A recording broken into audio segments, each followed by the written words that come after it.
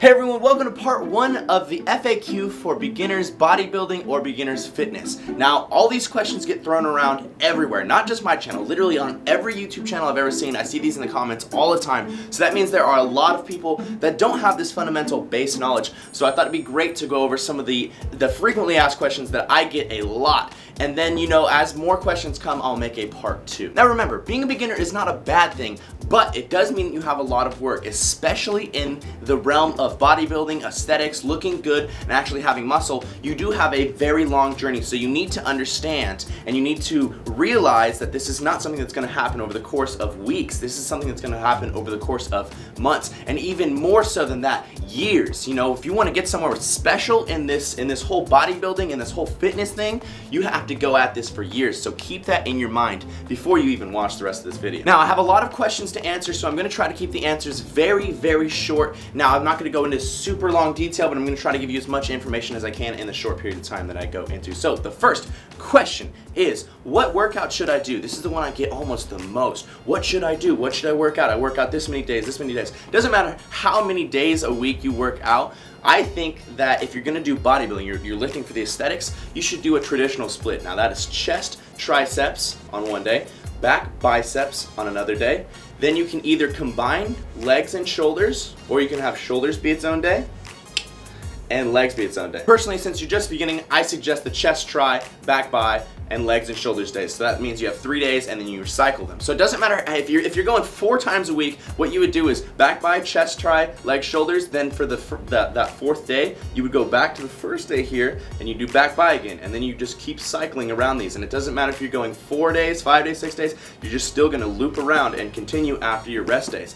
Now, how many rest days should you take? That's up to you. But if you want the most optimal, you wanna lift as much as possible while still giving your body enough time to rest, I suggest 6 days a week. I've been doing that for 6 years. Give yourself 1 full day of rest where you don't do anything. But you can also start with, you know, 2 days a week or 3 days a week. Minimum though, I do think that you should do 3 days a week. Okay, next question. Do I need to take pre-workout? No, you don't need to take pre-workout. You don't need to take any supplements at all. Pre-workout is definitely up to the person if you feel like you want to take it. Pre-workout, all it is caffeine, and you've had coffee before. You know how it makes you feel. It makes you feel kind of excited, a little bit alert, energetic. Exactly what pre-workout is supposed to do for you, except, you know, just a little bit more potent than coffee.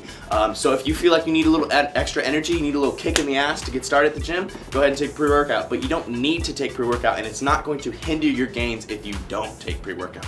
Now, next question. Do I need to take protein?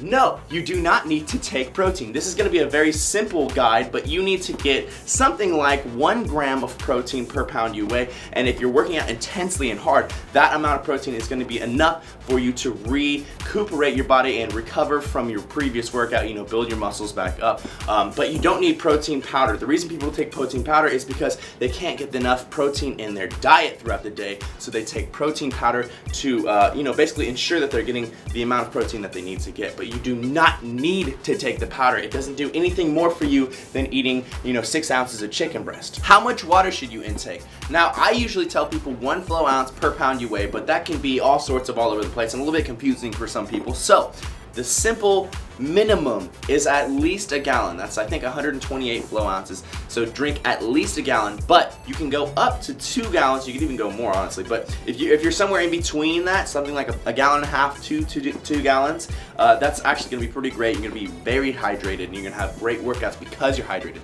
Never let yourself be dehydrated. Never go work out dehydrated. You're gonna have the shittiest workout ever. Get your water in, boys and girls. Am I even making progress? I wasn't sore the next day after I worked out. Now, progress is not measured by your soreness. Soreness does not indicate whether or not you had a great workout or not. Soreness just simply indicates that your body is experiencing something that it's not used to. Basically, your body sends calcium to whatever muscles that you used the days after, it's called delayed onset of muscle soreness. So like 2 days after is usually the time that it takes for your body to really get sore. So it sends calcium to whatever muscle it is to isolate that muscle and stop you from continuing damage to it, because it's afraid that you're going to continue damage. So that is its defense mechanism, is to send calcium there. Now, that doesn't indicate whether or not you had a great workout. That just indicates that you did a different workout that you weren't used to. No big deal. I do have a long video explaining DOMS, delayed onset of muscle soreness. So check that out, punch in DOMS, Humorous Fitness, and it'll explain soreness a little bit better to you. But the simple thing is that soreness does not matter. I haven't been sore for 4 years. I've been lifting for 6. I want to gain more muscle more quickly, so I think I'm going to start doing 2-a-days. No, do not lift twice a day. This one I get all the time. I hear this from people in my real life gym. They're like, oh, I'm going for a second lifting day because I want to progress myself quicker. That is going to actually slow your progression. As a natural lifter, as a natural athlete, you do not have the ability to recover that quickly to the point where you can do 2 lifts a day. That means that you would be lifting, you know, if you're lifting 6 days a week, you'd be lifting 12 times a week. Your body cannot handle that. It is too much.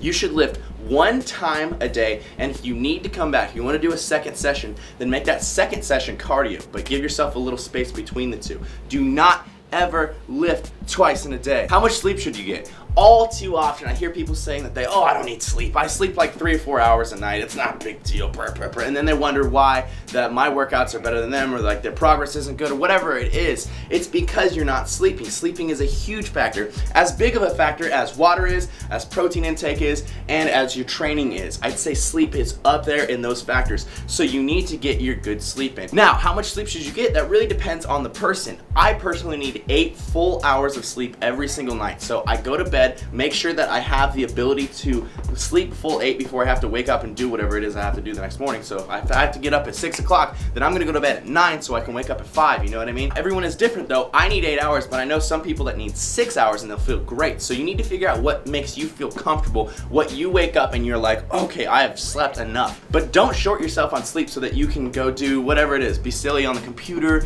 or go out and drink, or go smoke, whatever it is.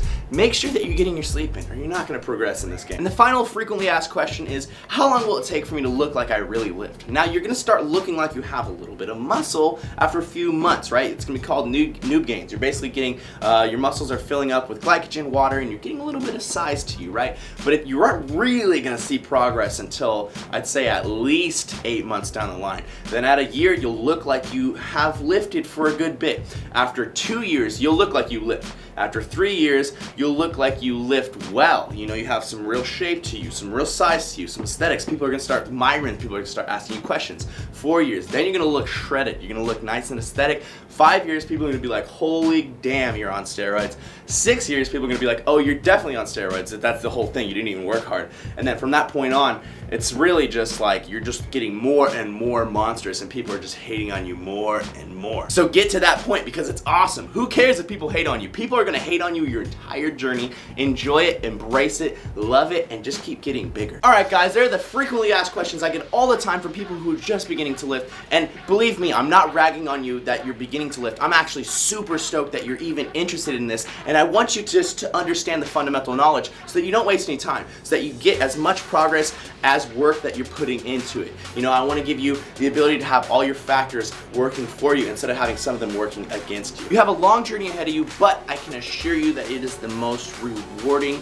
passion that you could ever get into. So I really hope you guys enjoy the entire journey from the beginning all the way until, you know, you think you've made it, you know, until you've hit your goals. Thanks for watching the video, guys. I know this is repeat information for a lot of you, but remember, there are a lot of people that don't know this stuff yet, so this video can serve to help those people, and I will be sending people to this video when they ask me questions, and you guys can also do that same thing. So again, thank you for watching Team Beyond the Week. Lift heavier, time, MIRIN. I will see you guys tomorrow. Let me know what videos you want to see in the comments below. Oh, and just because the giveaway's over, don't stop liking and commenting my videos. It helps me grow a lot. Like and comment the video and subscribe!